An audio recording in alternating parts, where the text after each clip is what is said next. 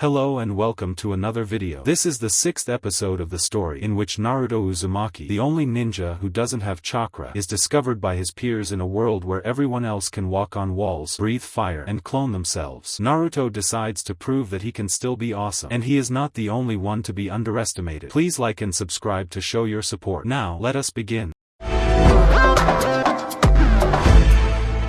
As the wings of the Nanabi grew out of her shoulders, allowing her to fly, Fu was quickly swarmed by a dozen floating explosive tags, but managed to dodge them by soaring upward. Meanwhile, Kisame summoned a circle of water around himself to stop the same projectiles. Fu, Konan started, hovering above the ground with her paper wings. I always treated you the best I could. I did my best to show you our way was the right way. If you surrender, I will convince Pain to spare you. Sorry, no way I'm going back to your gilded cage. Fu snarled, spitting a cloud of golden, flammable dust at her adversary. Then you shall suffer the consequences. Konan shouted back, dropping her stoic expression for once, flying out of the dust's way and retaliating with a volley of sharpened paper sheets. Fu dodged them, each projectile being potentially deadly. For Amige cure. Kisame, creating enormous quantities of water, turned the liquid into shark-shaped missiles and fired 24 of them at Konan. The woman frowned and had a few paper tags intercept them. Seals drawn on them shined, absorbing the projectiles inside themselves, easily stopping the assault.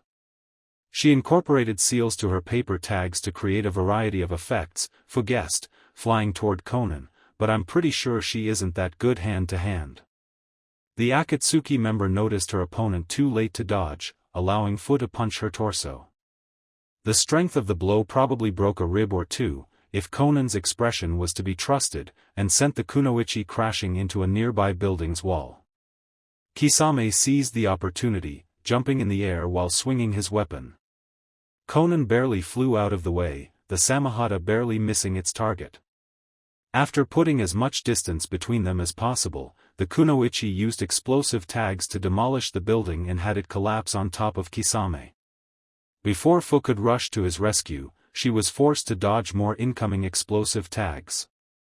Origami Jutsu, Konan snapped, summoning red paper sheets, Dragon Dance.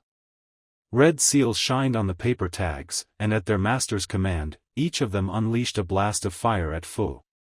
The girl skillfully dodged most of them, although a few hit her flesh. Hey, be wary, the Nanabi's voice resonated inside Fu's mind, its power already curing its host of the burns she was suffering from. Even my healing factor has its limits. Try to dodge them all if possible. I'm trying. Fu snapped, doing her best to avoid being burned alive. To the people on the ground, it seemed like a fireworks display, with a green comet skillfully dodging multiple incoming fire projectiles. However, to Fu, this was both tiring and difficult. The Jinchuriki therefore decided to go on the offensive. Inhaling sharply and channeling more of the Nanabi's chakra, Fu flew upward, towards the clouds. Her skin was quickly covered with a green mix of chakra and blood, and although the strain on both her body and mind was terrible, the girl managed to stay focused. Her speed kept increasing, until the red tags couldn't keep up with her. Then, as a pseudo-horn, the Nanabi's horn, started growing out of her forehead, Fu turned around and started her descent, aiming for Konan. The paper woman could only pale, when she realized Fu was about to impale her. Fortunately for Konan, a combination of her excellent reflexes and Fu's trajectory allowed her to dodge partially. While she wasn't killed, Konan didn't move completely out of the way, and Fu's horn tore apart her left arm. Konan, for the first time in the entire fight, shrieked in pain. With difficulty, Fu managed to regain control of her trajectory, but a few dozen explosive tags surrounded her and detonated. The resulting explosion sent her crashing into a roof, and forced her to regain her human appearance. Konan closed in, now preparing to maim her opponent back in revenge. Then something hit her.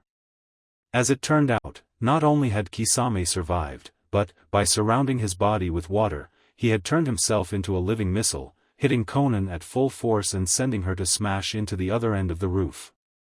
Regaining his footing, Kisame turned his armor of water into a mini tsunami and propelled it towards Conan. Standing up, Conan mentally commanded paper tags to put themselves in the attack's way, their seals quickly absorbing the liquid. Then, as Kisame helped Fu rise back up, the paper Amigakura's angel shaped a dozen spears with sharpened paper sheets. This is over. Conan raised her remaining hand. Shikigami Dan dash, then she coughed blood, as a katana impaled her heart from behind. Fu and Kisame both gasped in shock, as Conan turned her head to face her attacker, a black-haired man who had just teleported behind her, smirking triumphantly as his Sharingan memorized her despaired expression. "Hey, sweetie," Obito Uchiha whispered to Conan's ear, as he twisted the blade to increase his victim's pain. "Nothing personal, I'm just paying little Nagato back for leaving me sealed. No hard feelings." Conan ground her teeth together, colors leaving her face. When death quickly claimed her, Toby tossed the corpse to the side and took back his blade, not bothering to get rid of the blood on it. "Hey, Kisame," he greeted the swordsman, his cheerfulness contrasting greatly with his chilling actions. "How have you been?" "Madara?" Kisame blinked in surprise. "Weren't you dead?" "Nah, although pain did try to leave me rot. You know me, I can never stay down." Toby chuckled and glanced at Fu. "Hey, girlie, nice to meet you. The name is Toby, and you must be the Nanabi, am I right?" Fu glared at him. The man clearly wasn't seeing her as a person, he only cared about the bijou inside her. "This Sharingan," Kisame trailed off, recognizing the strange pattern in both of Toby's eyes. "You only had one Mangekyo before. Thanks to Zetsu's quick surgery, I have taken back what was mine, with interests." Toby snorted. "Anyway, just knock out the girl and let's get no." The answer seemed to genuinely amaze the Uchiha, whose jaw dropped when Kisame adopted a fighting stance, shielding Fu with his body. "I'm done working for you," he said. "If you want her it will be over my dead body." "Have you gone crazy?" Toby snarled, almost as surprised as Fu herself. "She's needed for the moons I plan. Don't you want to see a world of truth? Don't tell me you grew attached to this trash." "Your world of truth is a lie, a delusion," Kisame shot back calmly. "I have found a true friend and comrade in Itachi. This is the world of truth I've been after all along. I don't want your illusion any longer." Toby stayed silent an instant, and then burst out laughing. "You and Itachi? Ha, I almost believed for a second." When he noticed Kisame was serious, the Uchiha glared at his former ally. "Alright, let me teach you something." The madman crossed his arms. "Man lives and dies alone. Friendship, love, all this shit is just a lie we tell ourselves to deny reality. This is just a farce. Our lives are just dirt, and bonds are as meaningless. If you think Itachi is a friend, then you're even dumber than I thought." Fu had enough of the blabbering and prepared a jutsu. "You're the only one alone here," she snarled, firing a blast of golden dust at the Uchiha. The attack phased through the man harmlessly. "As much as it shames me, fighting both you and a Jinchuriki might be a little too hard for me, so I'll take my leave," Toby told Kisame, teleporting away, but not before uttering one last ominous sentence. "It's not like she's the only Jinchuriki I can grab anyway." Dosu was, in a nutshell, a brute, all strength and zero skill. After Naruto dodged a punch, and then a kick, the blonde realized for all the muscle the Samsara had given his opponent, he was still a genin inside. His moves were careless, easy to predict, and were overall a waste of breath. So far he hadn't managed to hit Naruto since the beginning of their duel, while the Konohanin had already landed a few blows. However, none of them had fazed his adversary. So far the two ninjas were locked in a stalemate, which, considering the difference in strength, would probably end when Dosu managed to grab Naruto and knock him out. Unwilling to be backed into a corner, Naruto launched a volley of shuriken at Dosu's eyes, hoping to blind him. The renegade ninja protected his face with his arm, and the Jinchuriki realized he would need to taunt him into making a mistake. "Look, Dosu, I've got to say, beside your pretty face, I didn't see what the samsara improved on. I mean, I don't have any chakra and yet you can't even reach me." "I don't need to," the man snickered calmly, activating his melody arm. While the distance between the fighters was too great for Naruto's inner ear to be affected, the blonde still felt the vibrations. "It doesn't matter how long you dodge, it's only a matter of time before I hit you. Hell, I don't even need to win, just delay you until Pain-sama notices us. Then you and the tree huggers will be crushed." As much as it shamed Naruto, the man was right. The Jinchuriki had to win fast.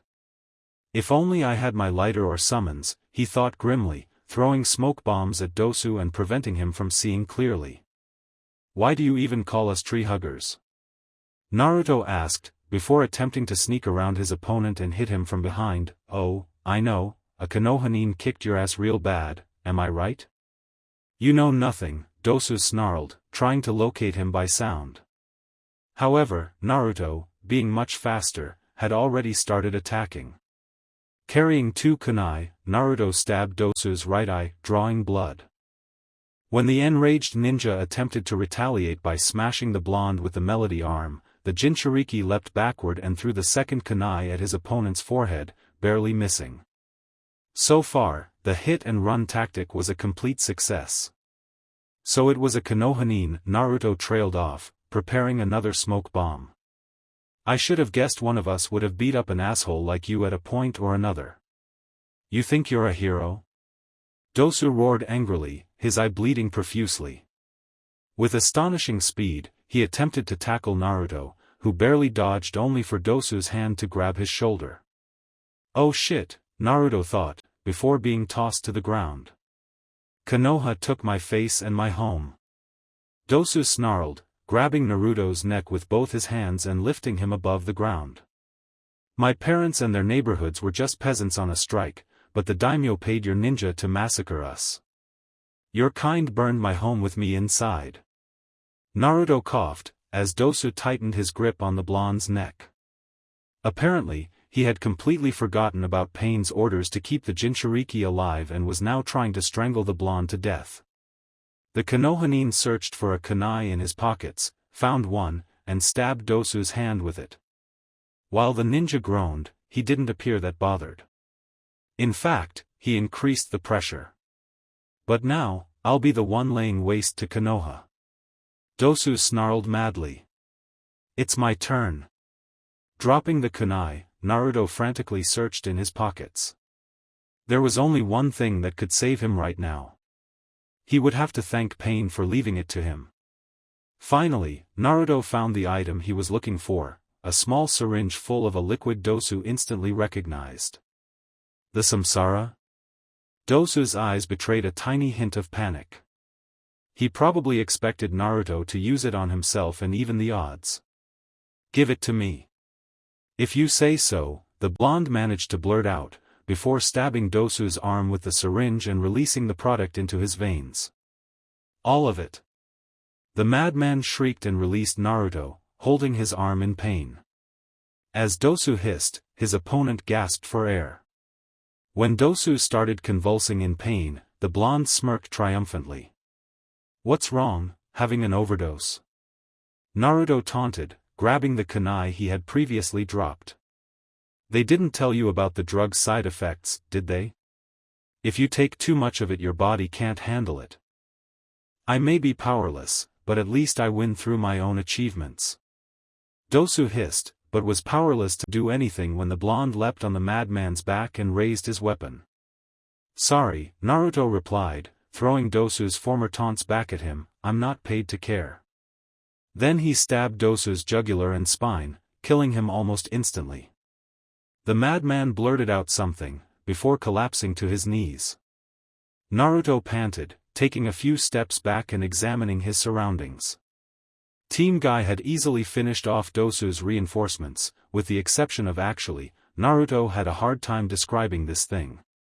It looked like an unholy mix between a white snake and a man, and it was giving Neji and Lee trouble. That is, until Guy smashed the creature's skull into a bloody smear on the ground. Naruto briefly shuddered, but smirked when his friends rushed at his side. They quickly removed their ANBU masks, revealing their faces and their Konoha forehead protectors. Thanks Dash, he started, before coughing as Tenten hugged him. I'm so glad to see you again, she said. I was worried for months. It's good to see you too, Naruto managed to blurt out, before Tenten broke off the embrace. We missed you, Neji whispered, patting his friend's shoulder. Now let's get the hell out of there. Indeed, while I find this display of affection most youthful, we need to get away before reinforcements come, Guy ordered, having dropped his usual silly behavior for deadly seriousness. Naruto nodded, before frowning. Wait, Tenten, do you have a sword on hand? A tanto, if possible? The kunoichi nodding, opening one of her scrolls and unsealing a blade. I thought you might want it, she said, tossing it at her friend. I've got to do one last thing before we flee. Naruto approached Dosu's corpse, raised his blade, and then cut the arm equipped with the melody arm from the rest of the body. Naruto, what the hell? Tenten asked in surprise. It makes removing the melody arm faster, Naruto explained, separating the device from Dosu's limb. Then he proceeded to equip it on his own arm. Naruto-san, there's still the guy's blood all over it, Lee pointed out, disgusted. Consider it a war trophy, Naruto shrugged.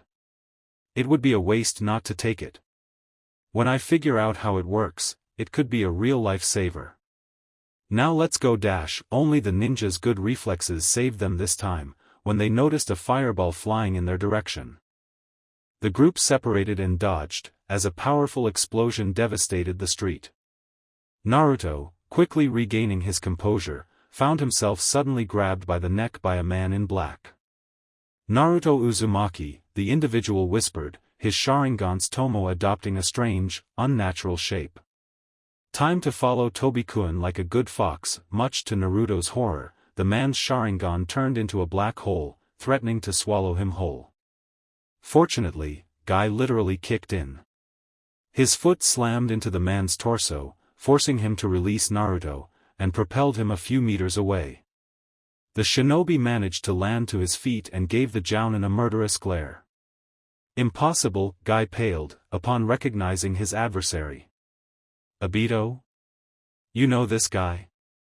Naruto asked, readying his blade, while the rest of the group closed in, prepared to stand their ground. For a guy who can't remember faces, you're surprisingly sharp to recognize someone you haven't seen for more than a decade, the Uchiha hissed. He is Obito Uchiha, a Chunin thought to be killed in action during the Third Shinobi War, Guy said, still amazed by the Uchiha's surprising return. He was one of the Yondaime students, alongside Kakashi. My dad's student? Naruto wondered inwardly. You know, Guy, last time we talked, it was when you humiliated me back when we were kids, Obito hissed, as he started making hand seals. I've been waiting to settle the score for a long time. The Uchiha opened his mouth and unleashed a stream of fire. The Konohanins dispersed again to dodge, and went on the offensive immediately. Guy, the fastest and strongest, reached this Uchiha first, his fist within an inch of the man's face. Obito suddenly vanished out of sight, his body replaced with dozens of explosive tags. Naruto paled in horror as he watched Guy get blown up at closed range, his body burned and torn apart into an unrecognizable mess. His death had probably been instantaneous. Guy-sensei! Lee screamed in horror, imitated by Tenten. Neji, while not going into an outburst, stood still, paralyzed by shock, before rushing with Lee to his sensei's corpse, unwilling to accept the harsh reality. Obito chuckled cheerfully as he reappeared not far away from Naruto, not caring in the slightest he just murdered somebody in cold blood. That trick never gets old. Sharingan intangibility. Naruto instantly realized who he was up again, clenched his jaw, and charged. You're the one who killed my sensei. Boy, I've killed so many people I can't remember half of them, even with the Sharingan, the man taunted. His eye opened a hole in space once more, allowing the Uchiha to draw a katana out of it. You've got to be a little more specific. It was obviously a provocation to make Naruto slip up, but the blonde had a hard time shrugging it off. Her name was Enko Mitarashi. Naruto snarled, trying to bisect the man in half. Toby hastily parried with his own blade, and quickly, the two shinobi engaged each other in an intense sword duel. While Naruto was without a doubt the most skilled of the two with a sword, according to Obito's careless fighting style, the Uchiha was both much stronger physically and was using the Sharingan to predict his opponent's moves. One night you murdered her after Sasori took her hostage. Look, kid, for you the day I murdered your mentor was the most important day of your life, but for me, Toby gloated, parrying another sword strike. It was Tuesday. Then he landed a kick between Naruto's legs, before sending him crashing into his back with a powerful punch. Finally, he raised his katana and lowered it to maim the blonde. Only for a volley of kunai to stop him, phasing through his body and deflecting his sword. The next second, Lee was at his throat. You killed Gai-sensei, he snarled, enraged. His body was radiating with chakra. Third gate open. Obito grunted and took a few steps back, before allowing Lee to close in. The boy's punch went through the older shinobi as if he was made of air, and Toby turned his blade around in a sweeping motion, intending to behead his adversary in one swoop. With nigh supernatural accuracy, Tenten launched a kunai at Obito's sword, deviating it and saving her teammate. If he was completely intangible, he wouldn't be able to wield a blade, Naruto pointed out, glancing at Neji. Can the Byakugan help us? I'm already studying his chakra pathway, but his body composition is incredibly odd, the Hyuga replied, focusing. I need you to buy me some time before I can find a flaw in his technique. Tenten, since he needs to keep his hand tangible to hold his blade, try to target it or his sword, Naruto explained, joining the melee. If we can disarm him, he will lose his extended range. He didn't even wait for her to agree to join Lee. With a powerful kick, Toby repelled Lee, before parrying a sword slash from Naruto. When he attempted to retaliate with an horizontal swing, Tenten's kunai deflected the katana, putting Obito on the defensive. Since when aren't you kids a joke anymore? He grunted. Practice, Naruto snorted, trying to disarm Obito with a vertical swing. The Uchiha hastily parried it, but one of Tenten's kunai targeted his hand. To avoid being hurt, Obito turned it intangible and was forced to drop his weapon, much to Naruto's delight. Seems like you're the joke here. Man, if I had known you would be so troublesome to subdue, I would have killed you alongside your mother years ago. Naruto's brief surprise was the single opening Obito needed, as he grabbed the blonde's neck. The blonde was thrown near Tenten, and accidentally dropped his own blade. The kunoichi helped him get back to his feet, but Naruto was focusing on Obito and Obito alone. Suddenly, everything became as clear as water. Obito was Minato's student. Meaning he probably knew Kushina and the fact she was the Kyuubi's Jinchuriki. Once upon a time, Madara Uchiha had managed to control the nine-tailed fox with the Sharingan. Who said he was the only Uchiha who could pull it off? You. Naruto snarled in rage. You're the one who unleashed the Kyuubi on Konoha years ago. Yes. Toby admitted with chilling nonchalance. I did it. I'm the one who kidnapped your whore of a mother and ripped the Kyuubi from her belly, killing her. Then I set it loose on Konoha.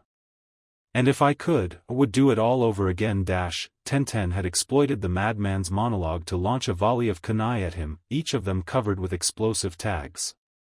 Obito vanished in the resulting blast, only to reappear in front of the kunoichi. Without wasting any time, he quickly punched her, breaking her nose and almost knocking her out. Even more enraged, Naruto tried to get his sword back, but Obito quickly engaged him in close combat. Forced to protect himself from a punch with his arms, the blonde glared at his enemy. Why? He snarled. Why did you do that? The yondaime was your own mentor. Why? Because I wanted to show the world the famous, invincible Yondaime Hokage was shit. Obito snapped wrathfully, quickly overpowering his rival with a frenzied series of blows. He promised he would come to save us if we were in danger, but he abandoned me and left me to rot under rocks. He showed up to save his prized student Kakashi, but the dropout Obito Uchiha wasn't important enough for him to save. He snickered. Why do you think I left you run around for so long, when I could have kidnapped you up any time? Watching the spitting image of my sensei getting rejected by the people Minato gave his life to save, time and time again, was so fulfilling. You killed thousands of people. Naruto snarled, incensed. You ruined my life. Idiot, you think life has value? Toby snapped back, pushing the blonde back with a roundhouse kick. You think when I disappeared, anybody gave a shit? Everyone just cried for the show, then forgot to even get my corpse back. All we get when we die is a mention on a tombstone, and then we're forgotten like trash. This is completely wrong. Tenten snapped, having recovered Naruto's sword and joining the melee. Obito was forced to turn intangible to survive the assault. We Konohanins value life. Which is why we came here to help Naruto. While Naruto smirked, Toby grunted. He teleported away, and fired a burst of flames at the duo. The two ninjas dodged and then, with surprising synchronization, raced toward the criminal. This is what the leaf represents. Tenten boasted, her sword going through Obito's body as if he was made of air. The respect of life. We Konohanins fight to save our comrades, no matter the cost, and we cherish the memory of the dead. This is why I feel proud to wear Konoha's headband. You have no idea just how stupid you sound, Toby hissed angrily, more annoyed by her words than her ineffective attacks. At this moment, Neji hit him in the back with a spiraling orb. Naruto found the sight strangely beautiful. The orb of chakra in Neji's palm was twisting on itself as it impacted on the Uchiha's flesh. The madman was propelled away, only managing to stand up again with great difficulty. The Rasengan, he hissed. Someone taught you kids the fucking Rasengan? You do not turn intangible, Neji declared, ignoring the remark. You only appear to be. You teleport your body parts to another location before hits can connect with them, while the rest of your body stay in our world. The teleportation is too fast for normal eyes to process, but the Byakugan's vision of your Tenketsu allows me to see which body parts you teleport and those I can strike. Your second-rate dojutsu still can't hold a candle to my Mangekyo Sharingan, Toby snapped, before teleporting once more to avoid a sneak attack from Lee. Everyone, swarm him. Neji commanded, the Konohanins obeying instantly. Toby soon found himself forced to dodge or turn intangible to protect himself. He dodged a punch from Naruto, let Tenten's blade phase through his belly, and deflected Neji's gentle fist. The ribs, the Hyuga ordered. Target the ribs. Toby didn't turn intangible fast enough. Lee's foot impacted on his solid thorax, breaking a rib, and propelled him against a building's wall. The shock almost knocked him out, and he fell on his knees. But this time, he was furious. When the boulders crushed my body, he whispered with a creepy monotony, I survived, but my brain suffered extensive damage. Particularly, it removed the biological limitations to my Sharingan. He glared at the group, his eyes bleeding. Naruto paled in dread. The hell? There's a reason why transplanted Sharingan are considered extremely dangerous for their wielder, Obito continued. The Uchiha's brain is naturally geared to reduce the flux of information the Sharingan records, allowing them to keep only important details. A normal brain is quickly overloaded by the information recorded, resulting in tiredness and dementia if used constantly. He rose back up to his feet. The removal of this biological limitation allowed my skills to skyrocket. After a few years, I, a failure of a shinobi, could stand up against the strongest Hokage the world has ever seen. But this was at a cost. My memories, my mind, it's an utter mess, a boiling chaos. I don't even clearly remember how I survived. Sometimes, it's Kirinins who dig me out.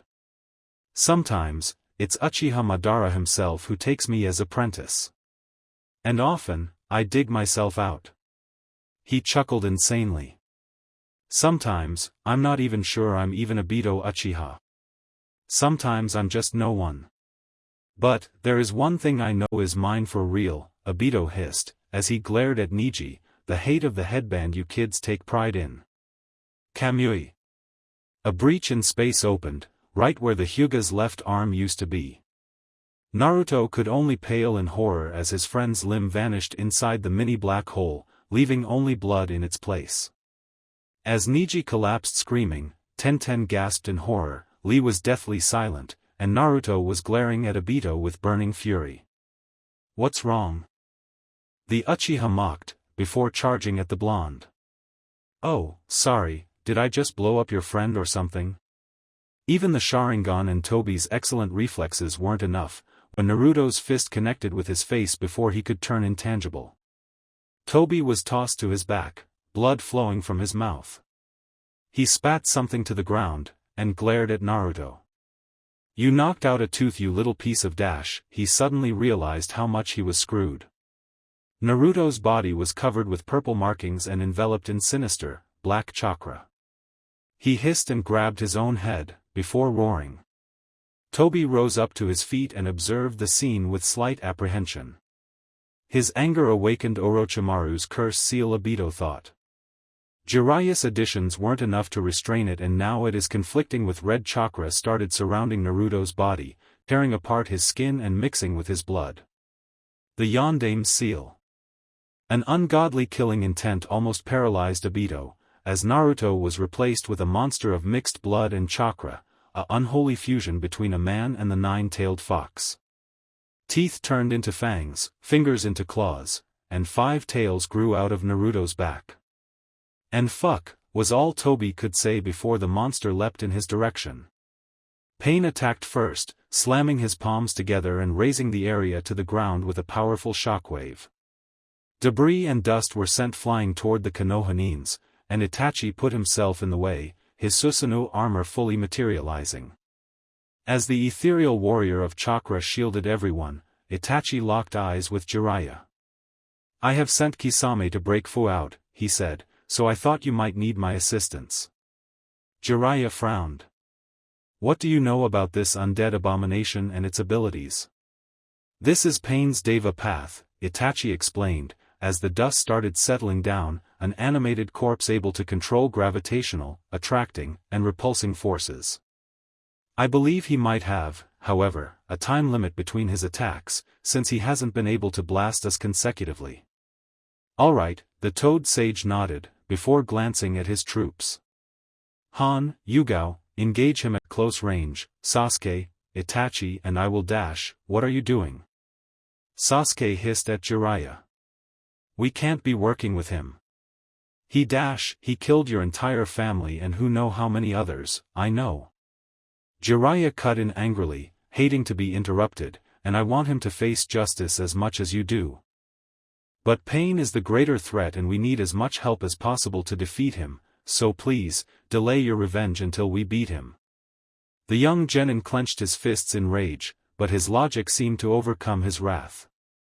The potent death glare Sasuke sent to his brother, however, chilled Itachi to the bone. Temporary, Sasuke spat venomously, very temporary. So be it, Itachi shrugged. And I thought Orochimaru had issues, Jiraiya snorted, already making hand seals, quickly imitated by Sasuke. Both shinobi left the Susanoo's protection and fired multiple fireballs at Pain. The madman raised his hands and repelled the assault with an invisible force, only for Han and Yugao to engage him at close range.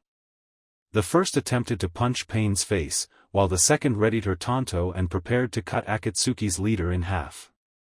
The Deva path dodged Han's first, then jumped above Yugao to avoid her sword and landed behind her back. Before she could turn around, Pain blasted her away with a Shinra Tensei, and she collided with Han. Itachi instantly seized the opportunity and attempted to smash Pain with the Tatsuka sword. The Susanoo raised the blade and lowered it in a vertical swing, but the Deva path gracefully dodged. "You will regret betraying me, Itachi." While the Deva path's expression was as emotionless as ever, the anger in his voice was very noticeable. "You should have thought better than bring upon yourself the wrath of a god." "I see no god," Itachi shrugged, "only a walking corpse." Pain's reply was to use his power to levitate a huge debris and throw it at the Susanoo, forcing it to shield itself. Meanwhile, Jiraiya reached the Deva path and smashed a Rasengan against his back, sending the walking corpse flying. He managed to land to his feet and retaliated by blasting his former sensei away with a pulse. "Sasuke!" Han yelled. "Do you remember the lariat move I showed you?" The Uchiha nodded. "Use the Sharingan and be perfectly synchronized with me, in both strength and movements. Use everything you have." The Uchiha nodded, and vanished from Itachi's sight alongside the Gobi's Jinchuriki. Meanwhile, Pain levitated a dozen giant debris and propelled them in all directions, hopping to crush everyone in the vicinity. While everyone but Itachi dodged, the Susanoo resisted the attack, and charged, followed by Yugao. Both the Kunoichi and the ethereal warrior raised their swords, and attempted to tear the Deva path apart. Pain easily repelled both of them away with a Shinra Tensei, and regretted it 1 second later. The 5 seconds limit between his technique sealed the Deva path's fate, when he was left with nothing to defend himself with. When Han and Sasuke closed in, their arms extended, both from behind and in front of Pain. Itachi's Sharingan analyzed and memorized every instant. Both Sasuke and Han managed to use the same amount of opposing strength, and their arms formed a scissor motion around Pain's neck. However, due to the difference in height between the partners meant the beheading wasn't clean at all, with blood splattered in all directions and Pain's head sent to fly aimlessly. When both fighters finished their motion, panting heavily, the headless Deva path fell to the ground, defeated. Everyone glanced speechless at the spectacle, and Itachi couldn't repress a warm smile. "I'm proud of you, little brother," he thought. That was fast, the Han noticed. The guy who taught the Han this move was not kidding when he nicknamed it the Killer Guillotine. Sasuke shrugged. At 5 against 1 this was dash, it happened at this instant. The moment Itachi feared the most. And the Sharingan memorized it forever. A beam of light illuminated the area, before vaporizing Sasuke. The powerful attack hit the surprised genin before he could dodge, burning off his flesh and bones, reducing him to ashes. Itachi's mind shut down. At this moment, nothing mattered. The dozen aim nines and giant summons rushing in to kill Yugao and Jiraiya didn't matter. The white chakra enveloping Han didn't even distract Itachi. The arrival of Pain's remaining paths wasn't that important. All that mattered were Sasuke's ashes and his killer's emotionless expression. The Azura path glanced at Itachi. He could have killed a bigger threat like Jiraiya, but a promise was a promise. "I told you I would kill your brother if you betrayed me." At this moment, the Uchiha snapped. Itachi roared in blind fury and ordered his Susanoo to crush the undead with the Tatsuka blade. The ethereal warrior attempted to impale the walking corpse only for the Preta path to grab the weapon. The Uchiha shrieked, as the Susanoo's chakra was drained whole from him. He actually felt the chakra armors collapse, and panted heavily. The Azura path exploited the opening to fire a volley of missiles at Itachi. The Uchiha's Sharingan quickly noticed the danger, and the genius leapt away to dodge. Unfortunately, one of the projectiles exploded at close range, propelling the former Anbu above the soil. He crashed onto the ground and was knocked out by the brutal aftershock. The Ashur path propelled himself like a jet by channeling chakra through his legs, preparing to crush Itachi's skull. He never reached the Uchiha. A Rasengan hit the path's back, destroying it utterly. "Shit, shit!" Jiraiya groaned, as he reached Itachi, grabbed him, and dodged incoming jutsu from both Pain and his shinobi. Meanwhile, Yugao was forced on the defensive, trying to avoid strikes from a dozen opponents at once. A giant rhino, one of Pain's summons, charged at her and almost impaled her with his horn. Yugao was only saved from death when a huge, white tail of chakra whipped the creature and tossed it away. Then a cloud of steam covered Aim's forces, preventing them from seeing clearly. Jiraiya glanced at their savior. While the Sannin had already seen the gobi in drawings, it was the first time he was looking at the creature in the flesh. The beast was both graceful and ugly, with a horse's body and a dolphin's head. But most importantly, it was huge. Much taller than even Gamabunta himself. "The name is Kokuo," the gobi yelled, "jump on my back." Jiraiya obeyed instantly, while still carrying the unconscious Itachi the best he could. When Yugao joined them, and grabbed one of the Biju's horns, the giant creature glanced at the cloud of steam it had created. It was already dissipating, and Aim's army was preparing to strike once more. "Okay," Kokuo explained, "I know we are, well, completely screwed over, but I'm pretty sure I can take down those summons, except maybe the giant bird dash. We aren't fighting back," Jiraiya decided, "we're retreating." Yugao and the Biju said no word, begging for an explanation. "Nagato has both the Rinnegan and the power of the tailed beasts Akatsuki managed to capture," the toad sage elaborated quickly. "Not only is he a formidable adversary on his own, but we'll have to fight all of Amigakure at this rate, and we will lose. Worse, the real Nagato isn't even here, he's controlling puppets from afar. We would better flee when we still can and return with reinforcements." "And Fu and Naruto?" Yugao asked. "We can't leave without them. With luck, Guy's team and Kisame helped them break out," Jiraiya said grimly, "but right now, we're all on our own. The loss of Sasuke is enough already. Let's not waste it." "My container said he doesn't like the plan, but he doesn't have a better one," the gobi admitted, before inhaling sharply, "Grab my horns and try not to fall." The five-tailed beast turned its back on Amigakure's forces and raced through the city, quickly reaching the outskirts. And so Jiraiya, Itachi, Yugao and Han escaped from Amigakure, with Pain's animal summons giving chase.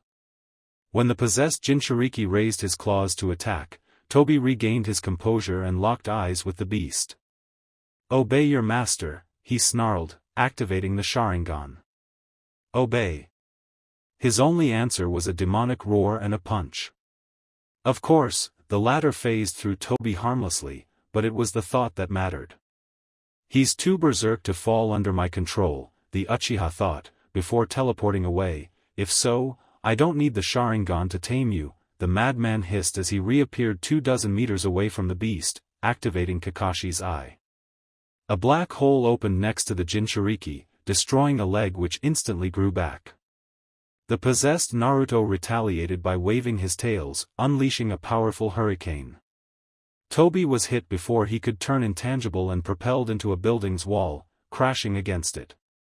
The very next second, the Jinchuriki was already at his throat. Teleporting away as the beast was within an inch of killing him, Tobi reappeared in a distant street. He could only watch, as the surrounding buildings collapsed, the Kyuubi rampaging through them in search of its hated foe. It was obviously a lost cause.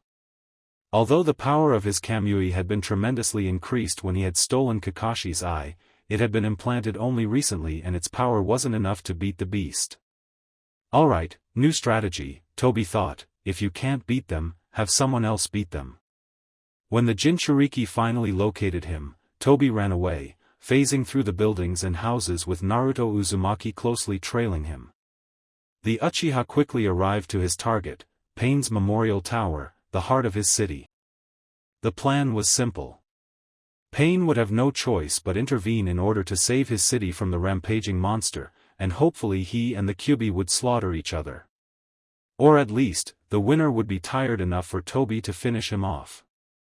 But Pain was not here, only cannon fodder rushed in. Dozens of foolish Aimnin arrived to fight off Naruto, trying to valiantly protect their home and their god's tower. Their jutsu bounced off harmlessly on the monster's chakra cloak. Instead of stopping it, these doomed efforts only angered the creature further.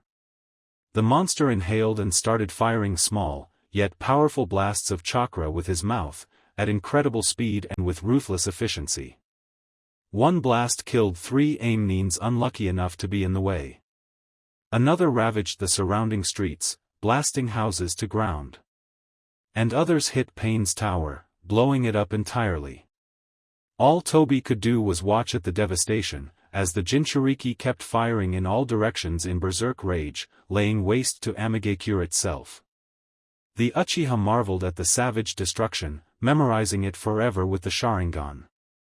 This power, he thought, remembering the night of the Kyuubi's attack, this why did I seek the Jubi? This power is all I ever needed. Toby was snapped out of his trance, when he noticed a blast aiming for his head. Activating the Mangekyo, the Uchiha absorbed the attack inside his pocket dimension, briefly turning tangible for a few seconds. Which were too long, when the Jinchuriki reached the Uchiha and clawed at his face. Toby's good reflexes saved his skull from being entirely destroyed, but the Kyuubi's claw reached his newly acquired left eye, tearing it apart alongside a good chunk of the ear. The Uchiha shrieked in pain. "My eye," he snarled, teleporting a few meters away before Naruto's fangs could chew his head off.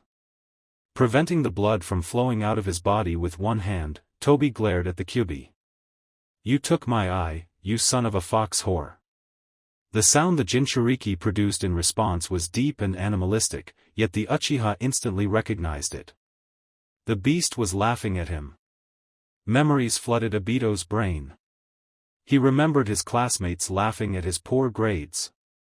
He remembered Kakashi snickering at his failures. He remembered Rin's laughter, as she told him she was so happy to be in Kakashi's team. He remembered Minato and Kushina's smiles as they celebrated the birth of their first child, while they had left him to rot in a cave. Toby snapped. "I'll show who's gonna have the last laugh." Obito Uchiha shrieked, his old composure replaced with intense, childish rage. "I won't let a trash like you mock me." He vanished. The Kyuubi snarled, angry at his prey fleeing. Not that he would get far. The creature would track down the Uchiha to the other side of the earth if needed and then slowly skin him alive for having dared to brainwash it years ago. Toby reappeared, but he was not alone. He was using Tenten as a meat shield, holding her above the ground with the right hand, while using the left to cover the wounds on his face. Now, Toby trailed off, tightening his grip to better strangle the kunoichi, time to be a good hero and save the damsel in distress by surrendering. The possessed Jinchuriki recognized his friend, for its rage was briefly replaced with silence. Unfortunately, the Kyuubi's rage overwhelmed him, and the beast gathered chakra in front of him, giving it the shape of a sphere. "Stop!" Toby panicked, increasing the pressure on Tenten's neck. "Stop or your girlfriend gets it." Naruto, Tenten coughed in horror, upon realizing what was happening. "Please, I beg you." For the briefest of instant, the creature that used to be Naruto faltered, struggling against the Kyuubi from the inside.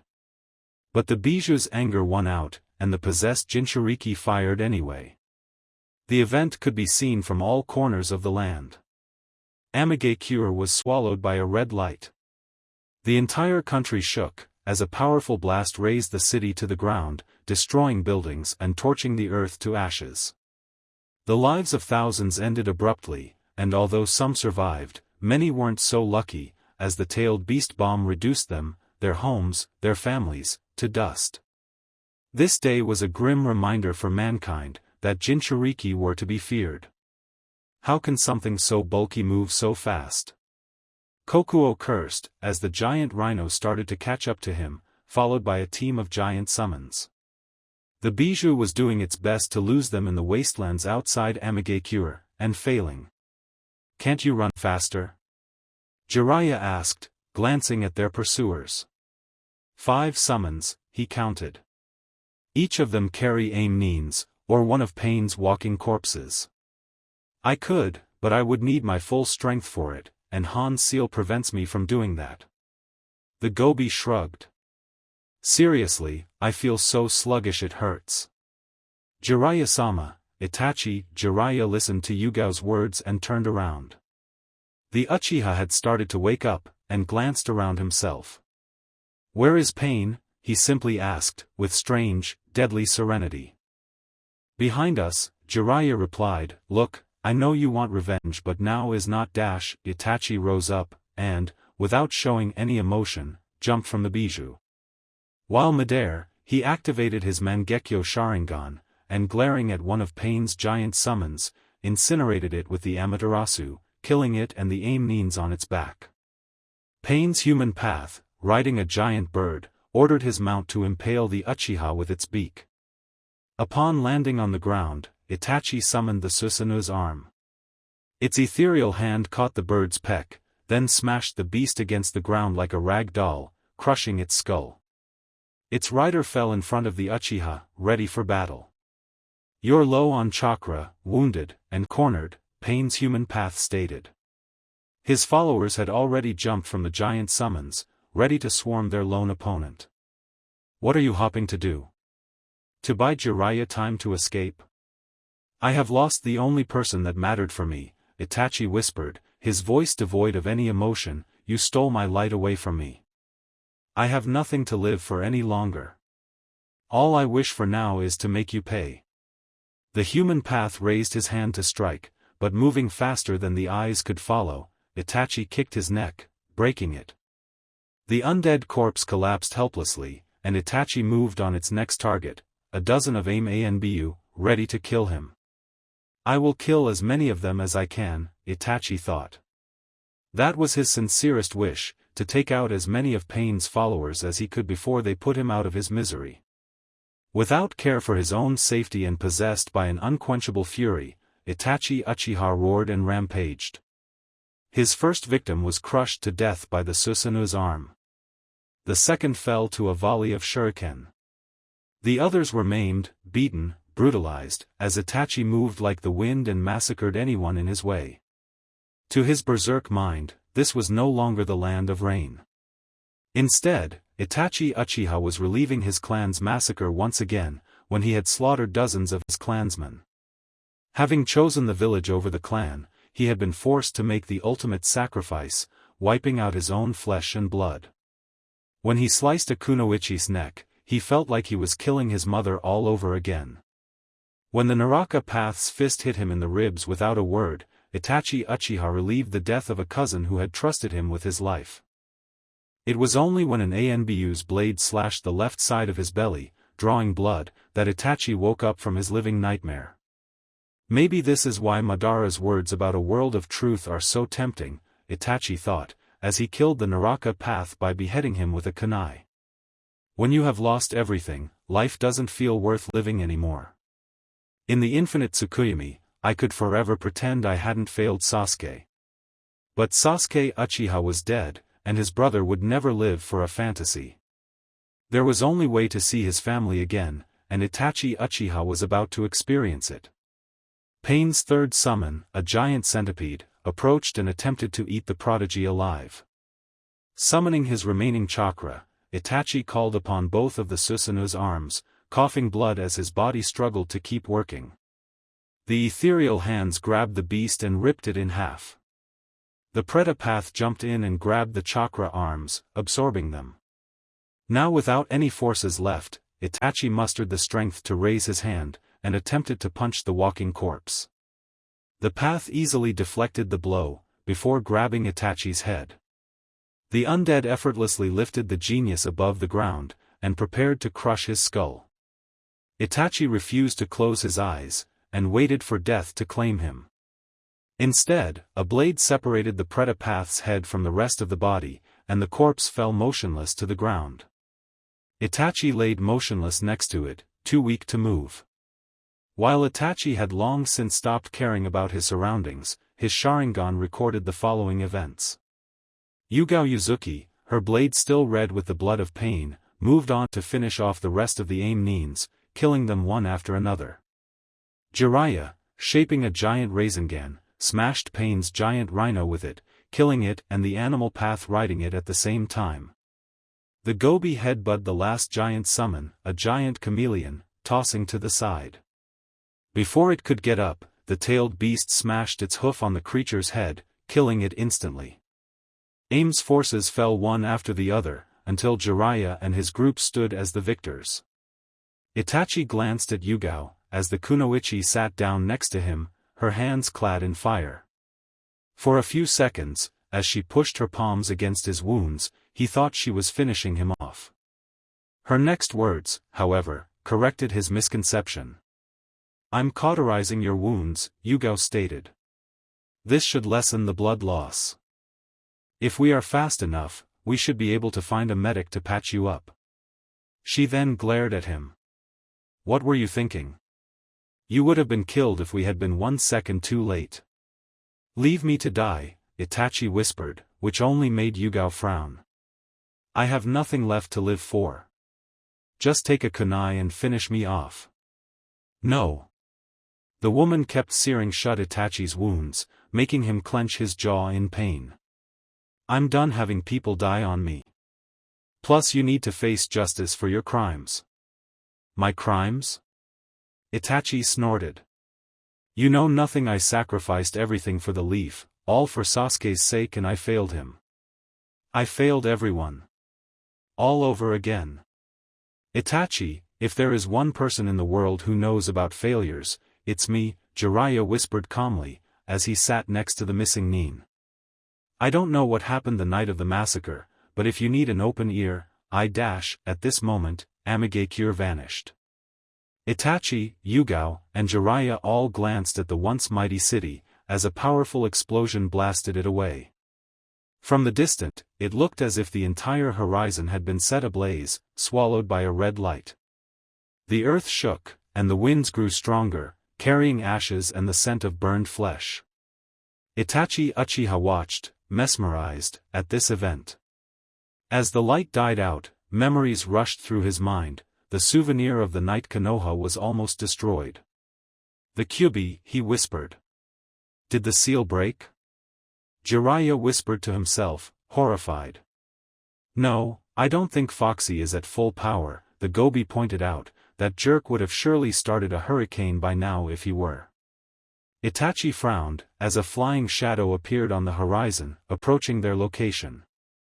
The Uchiha briefly wondered if it was another of Pain's summons, before discerning its shape, a giant green beetle with 6 wings and 1 tail. "Salutations, humans," the giant creature said, as it landed in front of the group. "Kokuo. How have you been?" "Hey, Komiai, long time no see," the giant horse nodded. "How long has it been since we faced each other in the flesh?"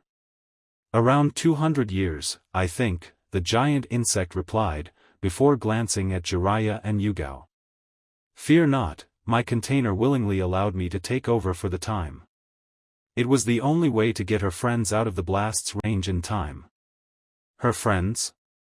Itachi wondered, before seeing 3 shadows descended from the creature's back. One of them rushed at the Uchiha's side. "Damn it, Itachi," Kisame hissed at his friend, "can't you just avoid putting yourself in trouble when I'm not around?" "It's stronger than me," Itachi deadpanned, briefly noticing Yugao was glaring silently at the shark man. However, the 2 other newcomers preoccupied her more. "Niji?" Jiraiya gasped, upon rushing to a one-handed Hyuga's side. "What happened?" "We were ambushed by a dangerous shinobi," a miniature copy of Madogai cried. "He murdered Sensei, crippled Niji, and then Naruto turned into a monster. I forgot to grab the man's body," the Nanabi admitted. "I saw your possessed friend run off after destroying this city. No doubt is he currently rampaging in the countryside. We should try to track him," Yugao stated, fearing for her student's life. "I wouldn't if I were you," the Nanabi explained. "Your student isn't in control anymore. The 9-tailed fox is. Possessed as he is, Naruto cannot distinguish friend from foe, and will attack you on sight. If you pursue him, you shall only get killed. We can't just wait. After a time, the Kyuubi's power will subside and allow Naruto to take over again," Jiraiya explained. "In the meantime, it's too dangerous to follow him. And with Amigakure's destruction, this entire country will soon fall into chaos. So what do we do?" Yugao asked. Jiraiya frowned. "We tend to our wounds," he said, glancing at Nei, "and we try to salvage what we can from this disaster. Tenten collapsed into the snow, and the first thing she did was to gasp for air. She glanced around herself.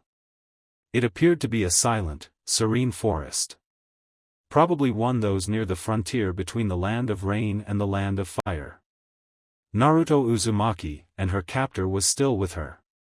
Tenten glanced slowly toward the madman, who was currently holding his head with his hands, struggling with a headache. "Why does your family always torment me?" he snapped madly. "I should have killed your parents before you were born, so you would never have existed. This would have spared me so much trouble." Tenten seized the opportunity to launch a kunai at the man's face, hoping to catch him off guard. He caught the weapon midair with his left hand. Then his lone remaining eye glared at the kunoichi, and his crazed rant was replaced with chilling monotony. "You're alive," he mused. "How odd. I must have teleported you away by reflex." The man fell into silence and played with the kunai. The kunoichi was pretty sure he was toying with the idea of gutting her with it. After a time, he seemed to make up his mind.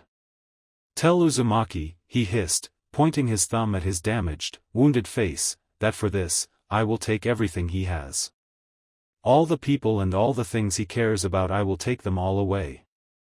And when he has nothing left but tears, I will rip the kyubi from his soul and strangle him to death. With my own bare hands." With this last threat, Obito Uchiha teleported away. After checking around to ensure he was truly gone, Tenten fell to her knees, as she remembered what just happened. Naruto, her Naruto, had turned into a monster, and almost killed her. The glint in that abomination's eyes had been nothing short of frightening. And when it had callously fired, "You will worry about this later, Tenten." She mentally berated herself, forcing herself to rise again. "You are in enemy territory. No time to worry right now. No time to be afraid." When Naruto woke up, it was with one hell of a headache. Fortunately, he awoke in a warm bed, under heavy blankets which were moving. And not all that warm. In fact, they were quite scaly. What the hell?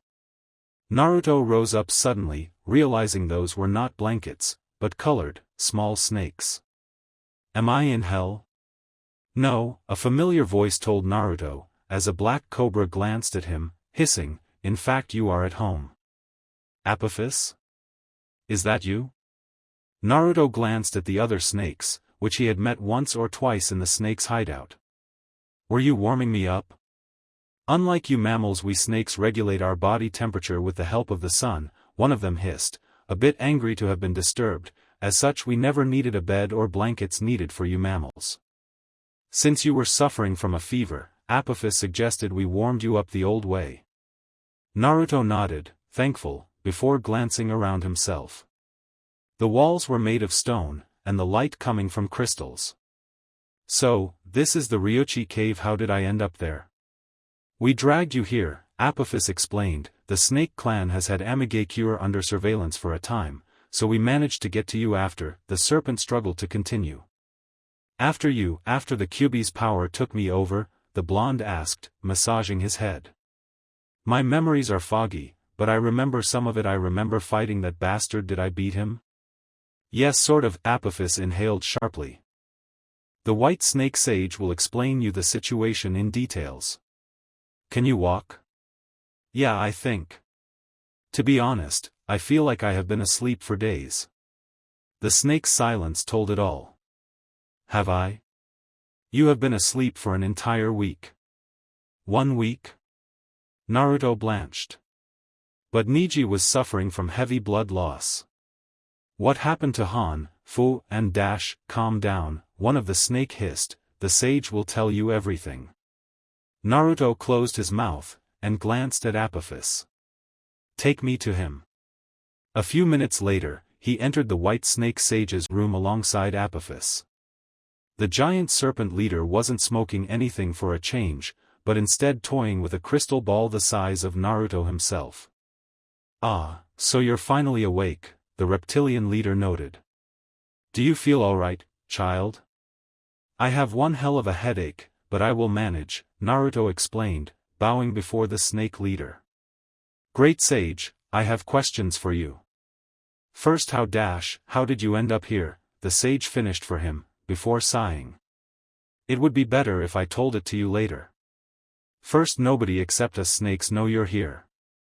The Shinobi nations are in shambles right now and pretty much everyone is looking for you. I thought it would be better for your security if you stayed under their radar.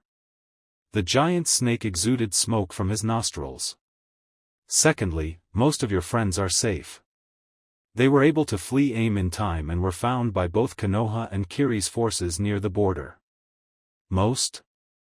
Naruto paled at the implications. Don't tell me your friend Sasuke did not survive the jailbreak, the sage told him, my sincere condolences. Sasuke? This was a strange feeling. His friend and sort of rival was dead? Sasuke was another name among the people he failed to help, alongside Kakashi, Sarutobi and Anko. I see, if only I had informed you mustn't blame yourself for what happened, Apophis whispered, you couldn't do a thing. Maybe. But I should have prepared a better plan, instead of letting pain forcing my hand. Naruto clenched his fists. What about the others? Did they manage to get away? What about Team Guy? Jiraiya, Han and Yugao managed to get away with the help of Itachi Uchiha, the White Snake explained. Meanwhile, Kisame and Fu had saved Niji and Lee from death. As for Tenten, Obito Uchiha teleported with her before the Baijidama could hit them, and she managed to escape and rejoin Konoha by herself. Wait, Baijidama? Naruto tried to remember what happened exactly. What do you mean? Then, he found a foggy, confusing memory, and blanched in dread. I fired a Baijidama at her? Yes, Apophis confirmed sadly. But if it happened then, Naruto was at loss of words. I blew up an entire city. As harsh as it is to say, the destruction of Amigakure is only one of your problems, the White Snake whispered, placing his crystal ball in front of Naruto. I must warn you, this might be difficult to watch. Naruto briefly hesitated, but glanced at the item's surface. Images formed on it, portraying a very grim picture. The first images were that of a crater. According to the remaining buildings on its borders, Naruto guessed it used to be Amigakure. The blast had razed the city to the ground, leaving only smoke and ashes behind. Then the crystal ball showed pictures of destroyed villages, some small, some big. Buildings had been tossed away, houses had been brought to ground, and fields had been burned to ashes. It was as if a hurricane had passed by. What? Naruto trailed off. What did after you destroyed Amigakure, the Kyuubi used your body to go on a rampage across the land, the White Snake explained grimly. It wasn't following any coherent plan. It was simply going to the nearest settlement, destroying it, and repeating the process again. It was simply out to kill as many humans as it could before losing control. After a few hours, the Kyuubi lost control and you regained your original form, but the damage had been done. Fortunately, I had dispatched some of my agents to watch Amigakure, so they could follow your track. Some snakes and I had been following the Kyuubi from afar, Apophis explained. When you returned to normal, we grabbed your body and dragged you to safety. After the ravages the Ninetales caused, we feared ninjas might execute you on the spot if you were found. How many? Naruto asked. How many did are you certain you wish to hear that? The White Snake asked. Yes, Naruto replied, his tone as cold as an iceberg. The White Snake sighed. According to my estimations, would say between 50 and 100,000 victims. The near totality of Amigakure's population, civilian and shinobi alike, is gone, and the Kyuubi mostly targeted populated areas. Unfortunately, the land of rain is a crux between the land of earth, of wind, and of fire. With the loss of the government and the damage you caused, anarchy reigns, and some nations might be interested in conquering it, due to its invaluable strategic location. In the worst-case scenario, this might be the beginning of a new shinobi war. Naruto stayed silent an instant, before bursting out laughing. The reptiles watched him in grim silence, as the Jinchuriki fell to the ground. However, there was nothing joyful in his laughter. It was a bitter, despair-filled laugh. That's so horrible it's funny," Naruto said. I fucking killed thousands, and I might have started the 4th Shinobi War. All on my own." "Naruto," Apophis started, "this wasn't you, it was the Kyuubi. The blood is on its paws." "No, it's on mine," Naruto replied bitterly, while getting back to his feet. "It's on my hands. I called it." I called it." Naruto snapped. "When that bastard crippled Neji, I was so angered I let it in. I didn't fight back. I just Naruto glanced away. "I'm a freaking failure," he said with finality. "A joke. Child." The blonde didn't bother to look at the white sage. "Sometimes, we make mistakes. Some of them are more costly than others. You can sink depression if you wish, but now is not the time. Not when Akatsuki is still at large." Naruto blinked, his horror instantly replaced with fear. "What? I told you Obito teleported away before the Baijidama could hit him or Tenten," the white snake reminded him. "The Uchiha released her, but he is still alive, as are some remnants of Akatsuki. As for Pain, my snakes were unable to locate his body or the demonic statue he used to capture the tailed beasts. As such, I heavily suspect he might have survived the annihilation of his stronghold." "That bastard is alive?" Naruto frowned, remembering Obito's sadistic taunts as he had Neji crippled. "I must inform everyone." "No, you won't." The white snake shook his head. "Naruto, after the damage you caused, you are the most wanted man on the continent. Even Konoha can't ignore what you have done. They might try to protect you, but you are, as of now, a walking diplomatic disaster. If you get out of our lair, you will be arrested or worse. You suggest I just stay there, like a caged animal?" Naruto snapped. "Until the heat subsides, yes," the white sage growled. "Boy, do not let your emotions cloud your judgment again. I know you might feel guilty, that you wish emotional support from your friends, yet you will have to do without them. I can send them a message if you wish, but the less people aware of your location, the better." Naruto clenched his fists. It was a crappy deal, but he could see the logic in the elder's words. "So what do I do next? Right now?" The white snake shrugged. "Wait and see. Let the situation get clarified, so you can seize a new opportunity." "It won't matter," Naruto thought grimly, "it won't bring those I killed back. You should have let us get arrested." Yugao glared at Itachi. "Do you want to die?" "I don't care anymore," the Uchiha replied flatly. Yugao had no trouble believing him. Ever since they had escaped from AIM, she hadn't seen Itachi eat anything, and his gaunt appearance showed how much he didn't care about his health. Even Konoha's medics had been unable, perhaps unwilling, to help. "Well, I do," Kisame replied, as the small group continued walking through the Land of Fire's forests. "Still, I do wonder why you helped us. You do realize helping two S-rank international criminals escape containment is complicity, don't you?" Yugao shrugged. After leaving Amigakure, the group had managed to reach the Land of Fire's frontier before Itachi or Neji could bleed to death. A recon force had been sent to the border, and although reluctant to do it, they healed Itachi under Jiraiya's orders. As for Neji, while he survived the ordeal, the loss of one arm was crippling for his gentle fist-fighting style. Still, the Hyuga was determined to overcome this disadvantage and become a better shinobi in his late sensei's memory. As expected, Itachi and Kisame had been placed under arrest. The first was too weakened to resist, and had obviously no will to do it. As for Kisame, he was unwilling to abandon his teammate and surrendered. The two were international criminals, known members of Akatsuki, and they would stand trial in Konoha. In Kisame's case, he would probably be extradited to face Kirigakure's judgment. Fortunately for the outlaw duo, Jiraiya, Yugao, Han, and Fu had different plans. The latter three helped them escape in the night after knocking out the guards, while the Sannin stayed behind and did his best to cover it up. He said he would use his authority to delay the pursuits as long as he could, giving the fugitives a head start. I lived as a missing Nin for years, Fu replied, it doesn't change much.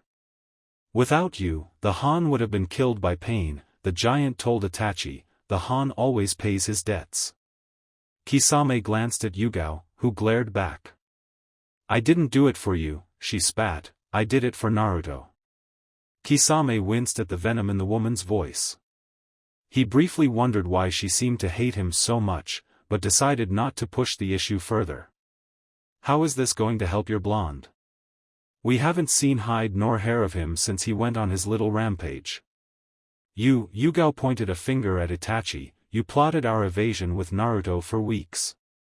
I do not know what kind of deal you had, but you are the best source of information on both him and Akatsuki we have. He is with his summons, Itachi replied coolly, everyone glancing at him. If he is alive, that is the only place he has left to hide. Ah yes, I wonder why I didn't think of it, Kisame replied. When criminals need a place to hide, they generally find shelter in their summon's lair. I escaped pursuits for years by hiding in the Shark Denver. When I left Konoha, the first place where I went was the Raven Nest, hidden in the land of Earth's mountains, Itachi explained. Only other summoners know their location, and summons do not take kindly to intrusions. If I were Naruto, I would have found shelter with the snakes, especially since they're the last creatures on Earth who would sell him to the Shinobi nations. This sounds like our best bet, the Han said. It is not like the Han has a better idea. Yugao glanced at Fu. You went to the Ryuchi cave in the past. Have you no idea where it could be located? I was using Enko's blood to be reverse summoned there, Fu said. But maybe Nana could help. It had traveled around the world for centuries before getting caught and imprisoned. It might have an idea of its rough location. Sounds like you know where you want to go, Kisame said, before glancing at his partner. Itachi, what do we do? The Uchiha stayed silent for minutes, before Kisame lost his patience. Itachi? I'm going to find Pain and kill him. This wasn't a possibility, but a fact. He took my light, I will take his life, even if it is the last thing I do. That so-called God is still alive. I know he is. My instinct has never betrayed me. He might have lost his stronghold, but he is alive, tending his wounds. And how do you intend to find him? Kisame asked. I don't want to sound pessimistic, but the two of us aren't exactly the best trackers around. We do not have to track him, Itachi said, glancing at Fu and Han. If he wishes to complete his mad scheme, he will need the two of you, as well as Naruto. If I follow them, I will find Pain. If we follow them, Kisame corrected him, before glancing at Yugao, so, boss? Can we come with you? The kunoichi appraised the duo with a cold, calculating gaze, before finally reaching a decision. The threat we face is too great for me to refuse help, even from your kind. If you try to backstab us, however, expect no mercy from my part. Whatever, Itachi shrugged. We will do what you want. The group continued walking in silence, until Kisame approached Yugao. What did I do to you? He asked. You killed my father when you were still working for Kiri, she replied flatly. After you killed your own men, you fought his unit, murdered him, and escaped. Watch your back, when Akatsuki is neutralized for good, I will kill you myself. The missing Nin thought about it for a moment, before coming to a realization. Wait, that guy with the purple hair and blue eyes? He was your father? You killed so many people, I am surprised you remember, Yugao whispered coldly.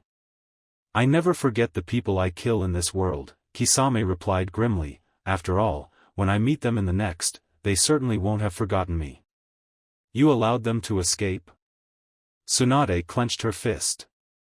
The Toad Sage wondered if she was going to break her desk again. Jiraiya, have you gone mad? Did you forget what Itachi did? As for Kisame, that man is an international criminal whose body count is one of the highest in the bingo book. I didn't forget, the Sannin replied, grinding his teeth. If what Itachi said was true, then we've been fooled for years. Then why did you let them go? Because they helped us escape from AIM and wished to see Akatsuki destroyed as much as we do, Jiraiya replied. As for Itachi, I think we should check in Sensei's old S-rank documents. I have been informed of something I want to verify. I believe Itachi might have been the undercover spy giving Sarutobi information all this time on Akatsuki. Tsunade's jaw dropped, but she quickly corrected her expression. I see. I always wondered where his info was coming from. But why would that homicidal madman wish to help Konoha? Against a pardon? The situation is more complicated than I thought, Jiraiya admitted. But enough with Itachi. I have made my choice and my gut tells me it will pay off. What about the Land of Rain? The situation is, to put it bluntly, critical, Tsunade sighed. The entire country is a wasteland, and refugees have already started crossing the border toward either the Land of Fire or the Land of Earth. Without a government, the Land of Rain will descend into anarchy and be free to conquer by the armies of its neighbors. We can't have another war, Jiraiya said, especially since there are still members of Akatsuki out there, and they have 6 bijou. I know, the Hokage sighed, Jiraiya, after what happened in AIM, the world remembered. It remembered why Jinchuriki are seen as weapons of mass destruction. The last catastrophe of this kind was the Kyubi incident and Takigakure's continued failures at controlling the Nanabi, but the Ninetales rampage in AIM is on another magnitude entirely. IWA and what remains of Suna have already sent Hunternines after the remaining Jinchuriki in fear it might happen again, and Kyumo will soon follow. So what do we do? Jiraiya asked. We can't let Naruto be captured or killed. If only we knew where he was, Tsunade sighed, before handing a scroll to Jiraiya. Here. The Toad Sage opened and read it. A Kage summit? Mei Terumi sent this message to all the 5 Kage, Tsunade explained. She suggests holding a Kage summit in a neutral zone, the Land of Iron preferably, in order to discuss the recent troubling matters, from the Iwa Suna conflict to the Land of Rain's fate, and how to deal with Akatsuki and the missing bijou. Kyumo has already accepted, as will Konoha. Suna and Iwa will come too, if only to try to find allies. From what I see, you will only be allowed 2 bodyguards, Jiraiya pointed out. Isn't that risky? Only if I don't have you as a bodyguard, Tsunade replied. Shizun will come too. The 2 of you will be most helpful to help me and convince these old geezers to be reasonable. I'm not sure you're the most qualified to say that, Jiraiya thought, but didn't say a word. I would have preferred to search for my godson. I mobilized all our forces to that end. The slug Sannin shook her head. If all of Konoha can't find him, you won't either. While if you help me, we might avoid a 4th Shinobi war that could claim thousands of lives. While Jiraiya wanted to protest, he had to admit she had a point. Besides, it would be useless to find Naruto if he were to be declared an international criminal at this summit. Alright, he finally decided. I will come. What about my other request? I have approved your proposition, the Hokage replied, before frowning a little. Are sure, however? Beside the fact they might not be in the best mood to have a replacement, you haven't taught a team since that mission where Minato's teammates were killed, Jiraiya cut in coldly. I remember. Thanks. Jiraiya, Tsunade bit her lower lips. I'm sorry, I didn't want. I know, the Sannin cut in. It's just Guy died under my command, and I want to make up for it. It's my duty to watch after them in his place. I wish for you to succeed then, Tsunade replied, before sending him off. You deserve some happiness in your life. Good luck with them. Once he had left the Hokage tower, Jiraiya immediately went to the training ground where he was to meet his new students. He found them already present, with one helper. Tenten was talking with Hinata, while Lee was helping place a mannequin on which Niji could practice. Both Niji and Tenten were pale and gaunt, the former due to his recent convalescence, the latter due to lack of sleep. "I'm not sure you should do that, kiddo," Jiraiya told Niji, as he announced his presence. "Tsunade herself might have patched you up, but it would be better if you rested a little more." "The sooner I get used to fighting one-handed, the better," Niji shot back. So the Hokage officially made me Team 9's new sensei," Jiraiya replied. "I know I will never replace Guy, but I promise, I will do my best to make you good ninjas.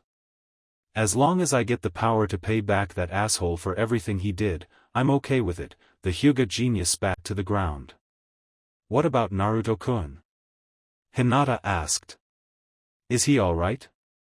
Jiraiya didn't miss Tenten's brief tense expression when the blonde's name was called.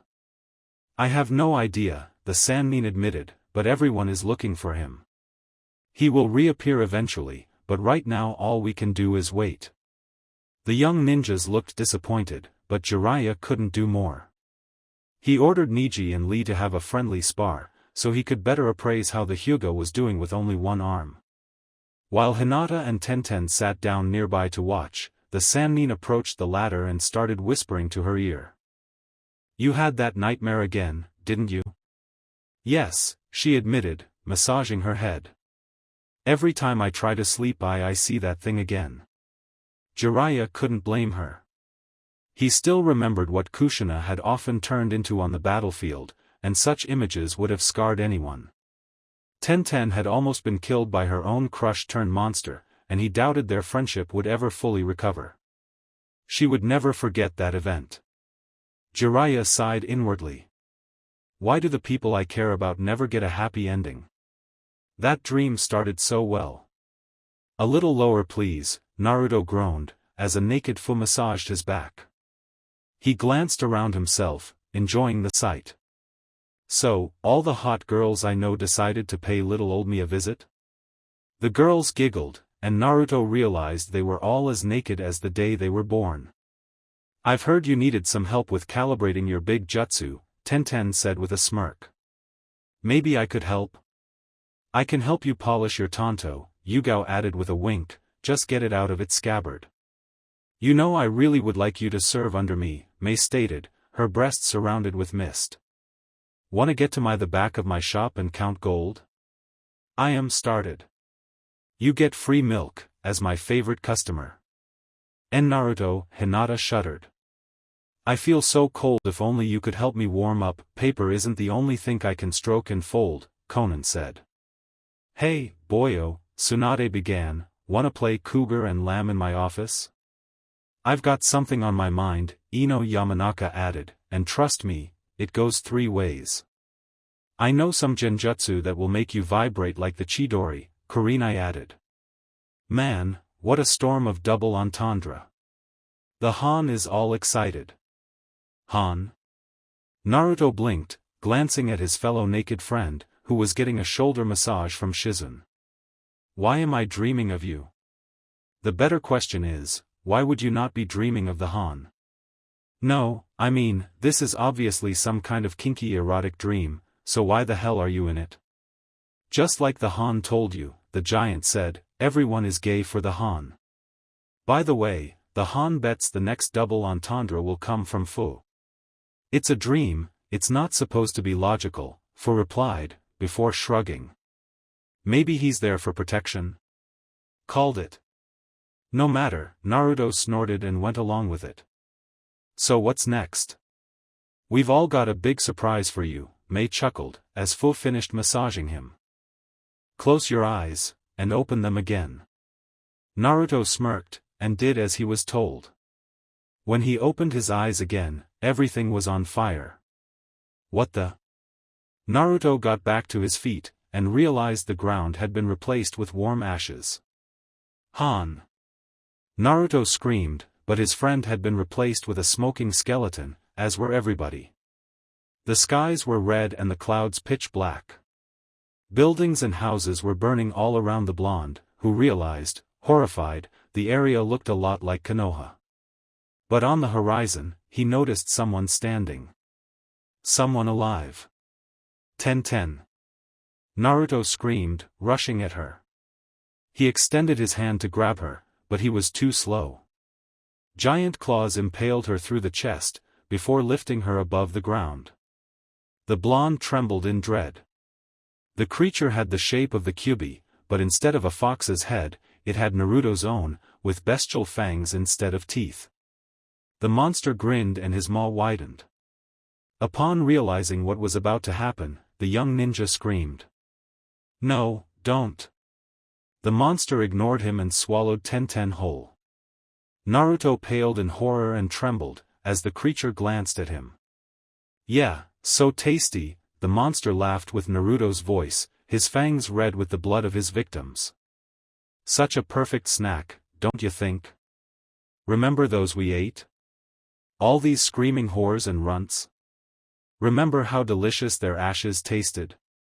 "I didn't." Naruto took a step back from the beast. "I never wanted that." "Sure you did." The cheerful voice was coming from behind Naruto, who turned around. His own shadow had gained a physical shape, but it had Sharingan where the eyes should have been. "You wanted it. You always wanted it. The power to squish them all like bugs." "You're lying. 10-10 is so good, why can't I walk on walls too?" The shadow mocked him. "Han can punch through walls, why can't I do the same? Why has Ino a family while I don't have a mommy and daddy? What they have should have been mine. I hate them all, I wish I could take everything they have. I wish they could suffer, like I do. You're not me." Naruto snapped, trying to punch the shadow, his fist going through it. "You're not real. You're just a nightmare." "Am I? Or is it your life that is the nightmare?" The giant monster chuckled, his face turning into the Kyuubi's. "It's like Dosu told you. There's those who have the power, and those who don't. The weak is the meat of the strong, so why not chew a piece of the world too? Together, we can eat them all. Do you feel the jealous hunger inside you?" The shadow whispered to Naruto's ears. "You want it all. You want the power that was denied to you at birth. You want the women, you want the respect, you want the authority. No matter how deep you try to bury them, these desires are inside you. You want to turn their looks of pity into screams of terror. You want their blood to flow, flow, flow, so they all suffer like you do. That's your truest wish and you know it. Stay away from me." Naruto screamed, trying to push it away. But his hands were covered with blood, like the rest of his clothes. Tears of fear started streaming down from his cheeks.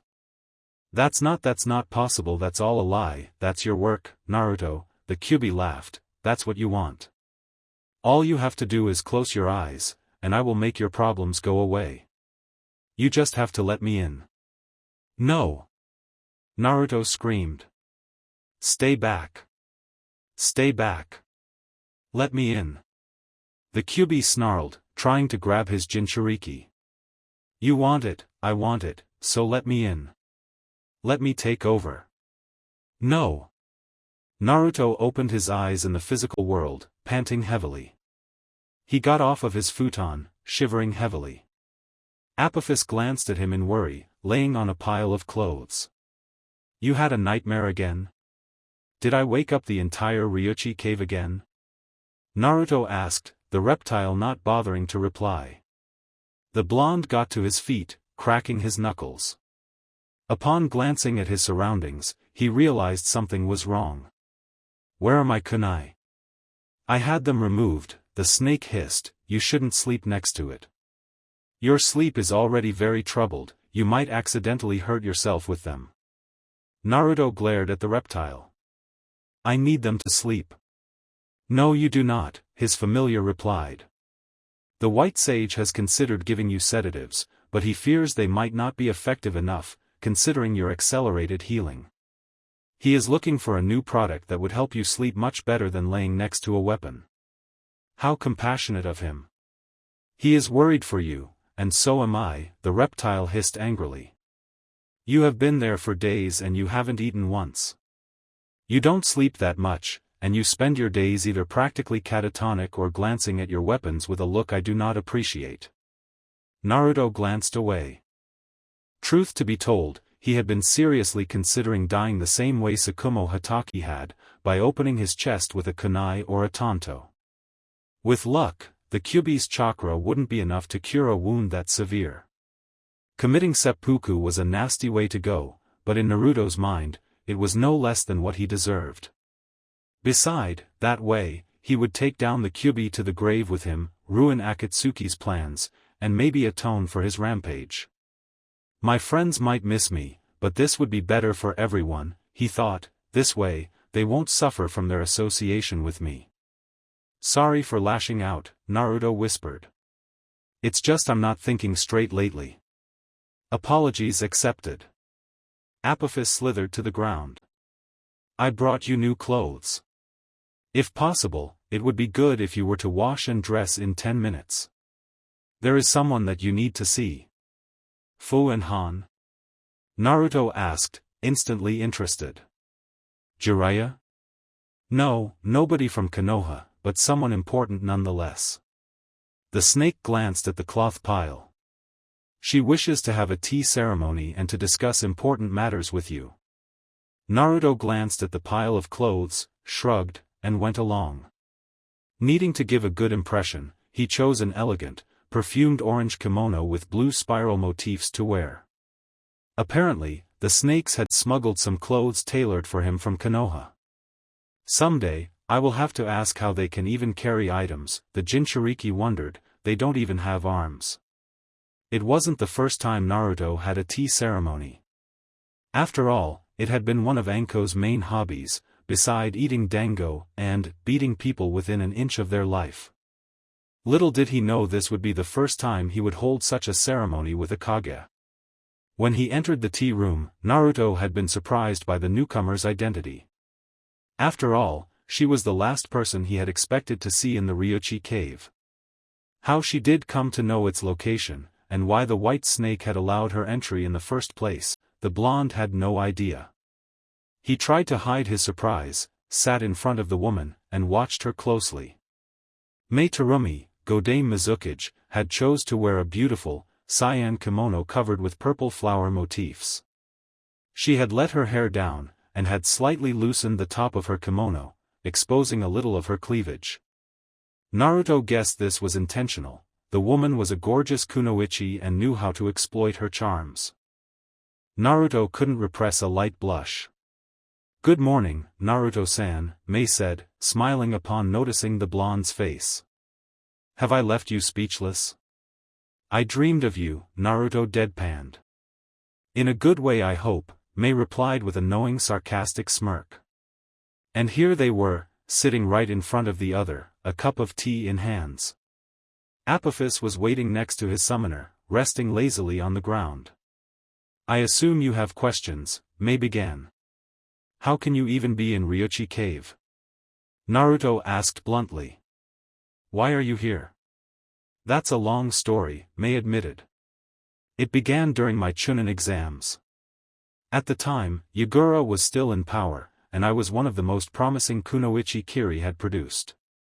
But while my teammates wanted to prove themselves to our Mizukage by killing off the competition, I was a terrible party girl at the time.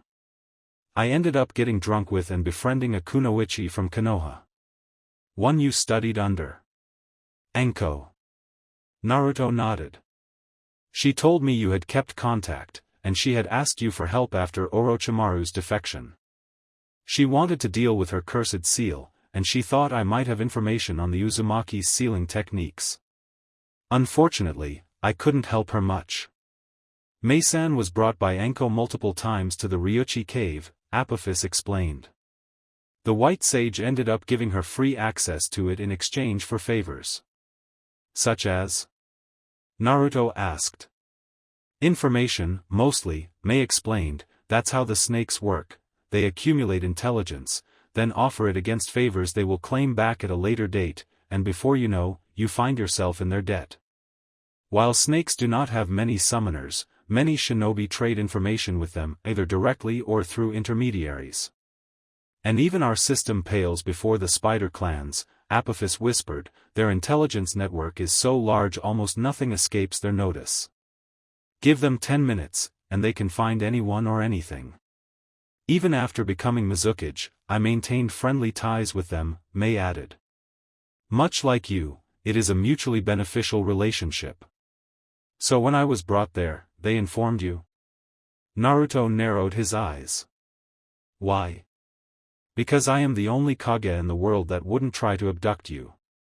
Konoha itself would probably try to get you back in order to better protect you, but after what you did in AIM, I think some elements in their military wouldn't mind seeing you gone. Naruto chuckled miserably. 100,000 casualties. I did as much damage as a Shinobi World War. That would be funny if it wasn't so terrible. May watched him with a strange expression. It's not your fault, she whispered gently, the tailed beasts are natural disasters. It is extremely difficult for a human to control them. A single moment of weakness is enough for them to take over. I know. Naruto snapped, holding his head. I was weak. I let it. I was so angry I wanted to show Jinchuriki weren't monsters, but I have given reasons for all of the shinobi nations to hate. Stop saying that. May cut in. Nobody can understand the sacrifice Jinchuriki make for mankind. With their very lives they protect mankind from the threat of the tailed beasts, and for this they are reviled and despised. People should be grateful Jinchuriki sacrificed their happiness so events like what happened in AIM do not repeat themselves. Naruto glanced at the Mizukage, surprised by her answer. Before it was sealed, the Kyuubi was destroying mountains and causing tsunami, killing more people than you did every day, she declared. So don't blame yourself for what happened. You have kept it sealed for more than a decade, and for this you get only hate. You have already done much more than anyone should have. She's right, Apophis added. The land of rain also captured you, remember? Pain brought this calamity upon himself. This doesn't excuse what I did, Naruto replied, although he was intrigued by May's words. He suddenly remembered what made him transform, and massaged his neck. The cursed seal interfered with the Yondames. Has someone looked at it? The sage did, and it is not good, Apophis explained. The Yondame's seal is damaged. Leaking. In a few years, or maybe a few months, the seal will grow thin enough for the Kyuubi to break out. Naruto blanched in dread. At worst, it meant a free Kyuubi. At best, they would have to transfer the beast in another Jinchuriki, killing him. I need Jiraiya, he said, he's the only one who has the knowledge to avoid that. If he doesn't I will have no choice but drag that furball down to hell with me. Not really. May smiled. I have an alternative to offer you. Naruto raised an eyebrow. I am not sure if you are aware of it, but Yagura-sama, the fourth Mizukage, was a Jinchuriki. And more importantly, the only one beside the Raikage's brother to have ever fully tamed his bijou. In his great wisdom, he wrote the secret of his method among our nation's scroll. You can't be implied. I can show you how to control your bijou, May confirmed, if you trust me, that is. Naruto stayed silent, although inwardly, he was struggling against the urge to beg for that secret technique. She's trying to exploit your guilt, dumbass, he thought, you mustn't show it. Stay focused, stay cool. I mean no offense, he finally admitted, but I don't. May didn't seem all that surprised. Well, it was worth a try. It's just I'm no easily impressed boy. Naruto inhaled sharply. I know your country lacks a Jinchuriki, and the only reason you're talking to me is either recruiting me or tricking me so you can extract the Kyuubi from my belly. And Yagura, let's just say what I know of him isn't really encouraging. The kunoichi narrowed her eyes. Yagura-sama was a victim, she explained, in fact, I doubt he ever was the true Mizukage for very long. His reign started full of promises, and then that masked man turned it into hell on earth. Naruto raised an eyebrow, genuinely surprised. The masked man? We suspected it for years, but it took my loyal AO to prove it. Mei explained, with a hint of sadness. Yagura-sama was never fully himself. In fact, he was under the power of an elaborate genjutsu for years. A genjutsu that controlled him like a puppet, while the real mastermind was hiding in the shadows. She brought her teacup to her lips, seemingly lost in her memories. A civil war was started to remove Yagura from power, sparkled by Zabuza's failed coup. I was one of the leaders of the insurrection, and when we confronted Yagura we met him. A one-eyed masked man, and the real Yondaime Mizukage. In the battle, Yagura was killed, but the man escaped by teleporting with an unknown spacetime ninjutsu. After years of investigations, we managed to prove not only was he a member of Akatsuki, but the organization had exploited Kiri for their nefarious purposes, kidnapping our second Jinchuriki and using the bloodline massacres to abduct Kekkei Genkai wielders. To what end? Apophis asked. Creating soldiers, examining the source of bloodlines according to notes we managed to secure. My scientists believe this masked man wanted to recreate the mighty Rinnegan, the original bloodline, for his own ends.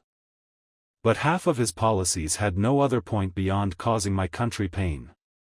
I think he just wanted the entire land of water to suffer as much as possible. Mei sighed. After a time, we revealed this information to the populace and rehabilitated Yagura's memory, but we lost both our tailed beasts and the country was broken beyond words. I have only been in power for a few years and the land of water is still a mess. The kunoichi smiled. I would lie if I told you I didn't wish you would join Kiri, she explained, but the main reason I'm offering to train you is that our true enemy, Akatsuki, is not yet beaten, and since they have six-tailed beasts under control, we need the Kyuubi's power to fight them. This sounds reasonable, Naruto noted, but I'm pretty sure she's just trying to make me indebted to her. Yet, she's right. The true enemy is still out there. The masked man, Naruto trailed off angrily, his name is Obito Uchiha. Obito Uchiha?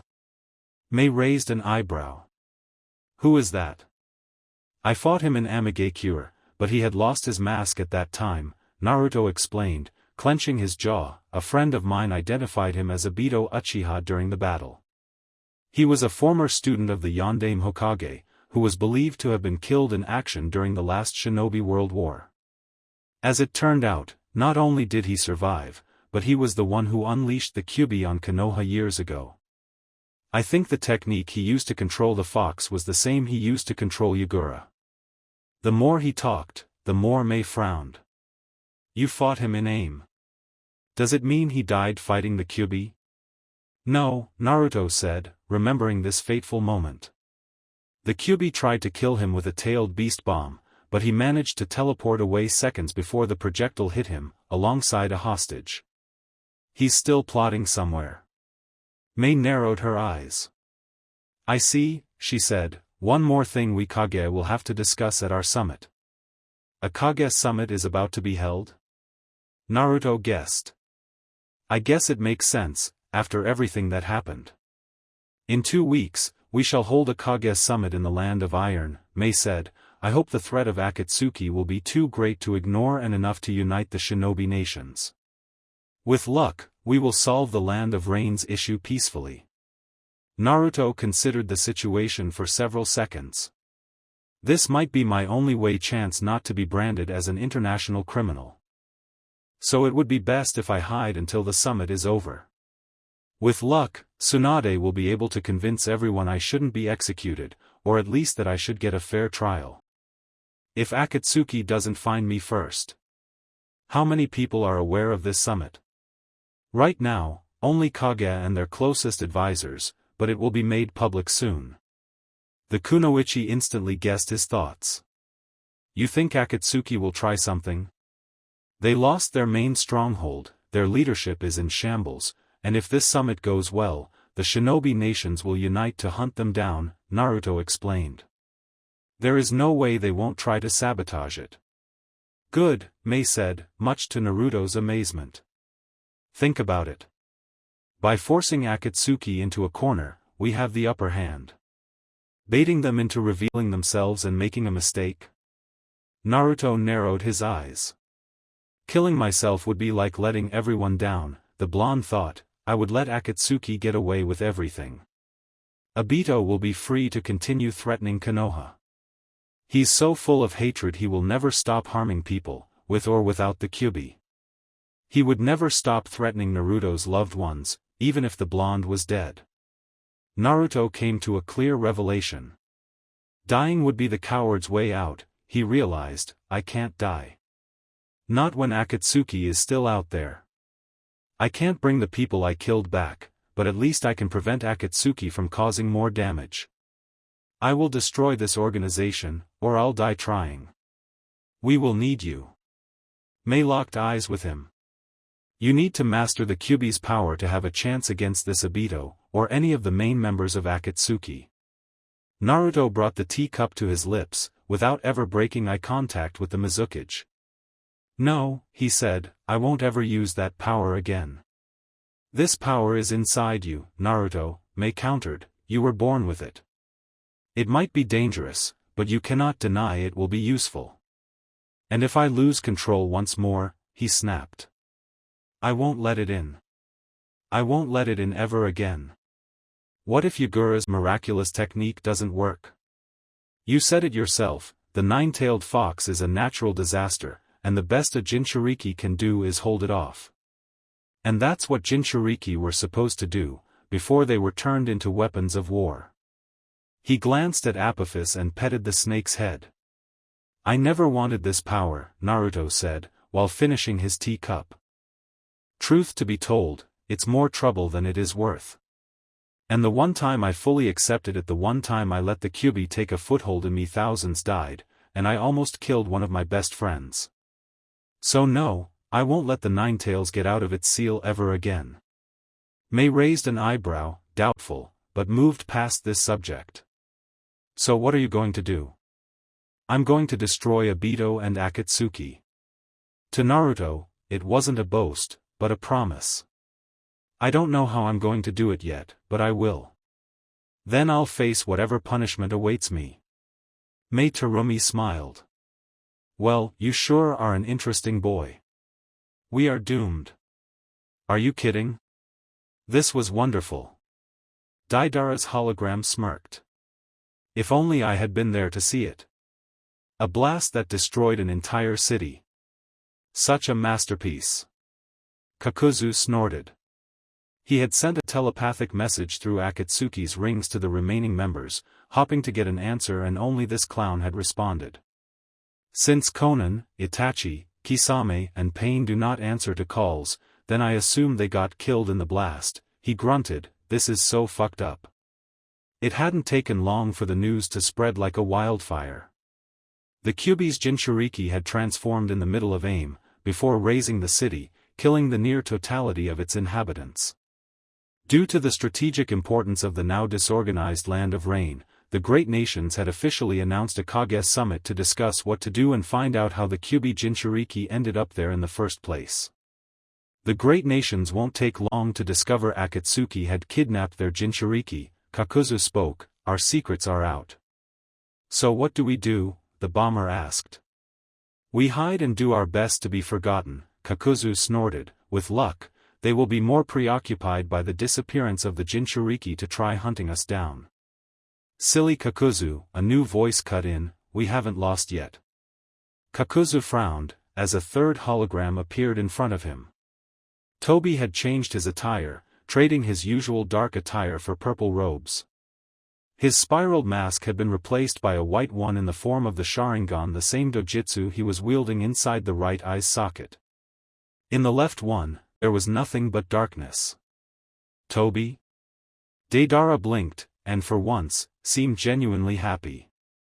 You're alive? Thanks God, I thought you had been killed. We all thought. Kakuzu frowned. Why did Pain tell us you were killed in action? Because he hoped I was, the man answered calmly.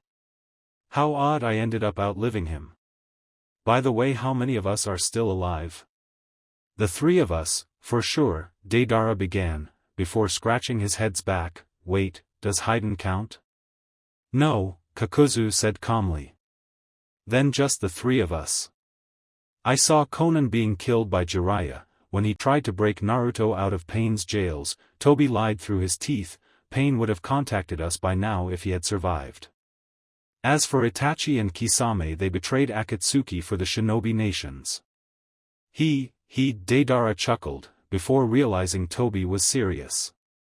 Oi Toby, that's crazy. Itachi freaking murdered his entire clan, and let's not talk about Kisame. Those two would have been killed on sight. Unless they proved themselves valuable by selling us out, Kakuzu pointed out, clenching his fists. He glared at Toby. Since you apparently were in aim, what happened to the bijou we stocked there? I have no idea, he admitted. I scouted the area a few hours after the blast, and I found nothing. The statue vanished, so it was most probably destroyed in the blast or teleported elsewhere. None of us except Pain had control over it anyway. If only he had managed to recover the Rinnegan, so we have no tailed beasts, we have lost Pain, and our former comrades might spill Akatsuki's secrets to the 5 nations, Kakuzu resumed, wonderful. I say we should blow up their Kage summit, Deidara grinned, since Itachi is alive, I can't wait to fight him. Moron, the second the Shinobi nations will learn about Akatsuki, and how we abducted their Jinchuriki, they will focus on exterminating us. And even the 3 of us don't stand a chance against them without the tailed beasts.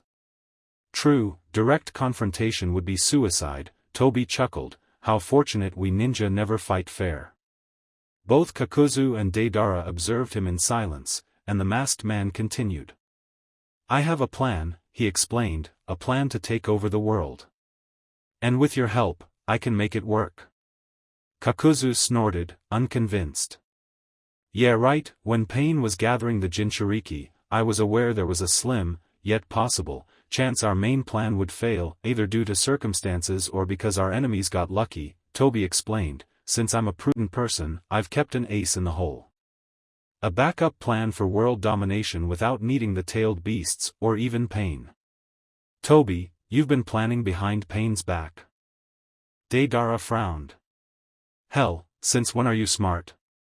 He has been hiding his true abilities for years, Kakuzu explained, narrowing his eyes. I was always suspicious why Pain let a clown join our group, but if you had this plan, why not take over first? Surely this would have been easier than capture the 9-tailed beasts. I didn't use this plan because it is risky. He pointed his thumb at his face. This mask is made for battle, and that's what this plan is, a battle, to win a war. We will need all the resources we have left. All our men, Haydn, the weapons we were stockpiling. If we lose, we will lose everything. If we win the world. No middle ground. It will either be Akatsuki's last stand, or its ultimate victory. Kakuzu raised an eyebrow. He admitted, if nothing else, to be genuinely curious about what the masked man had in mind. What about the remaining Jinchuriki? Do we have to capture them? Toby briefly clenched his fists. Without the statue, we have no means to extract their bijou and contain them, he said. When we see them, we will put them down. Like dogs. He shrugged. However, if possible, Naruto Uzumaki should be spared. I have plans for him and the Kyuubi. When I have it extracted from your son, Konoha will be my first target, Namikaze. Deidara and Kakuzu exchanged a glance. Toby, I'm all ears, the Mad Bomber concluded. Go ahead, Kakuzu started, tell us your plan, genius. Let me explain you how we will turn this debacle into a triumph. In a shadowy room, underground, under the sea itself, 100 ninjas were kneeling before their god. Each of them was proudly wearing their homeland's forehead protector, even if it was gone. They were hiding in the shadow, waiting for their nation to be born again. We are almost ready, Kami-sama, one of them whispered, it will awaken soon. Meanwhile, their god was meditating, in the shadow of a giant, monstrous statue.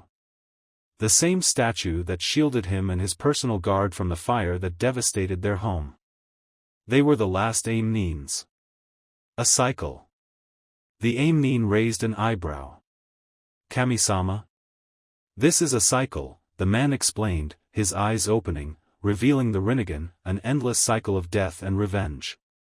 Konoha oppressed my country and took my family from me. In my blind wrath, I destroyed a part of their city and threatened Naruto's friend. In retaliation, he wiped Amigakure from the maps and Konan along with it. But we survived, Kami-sama. But so many died, by my fault. Nagato sighed.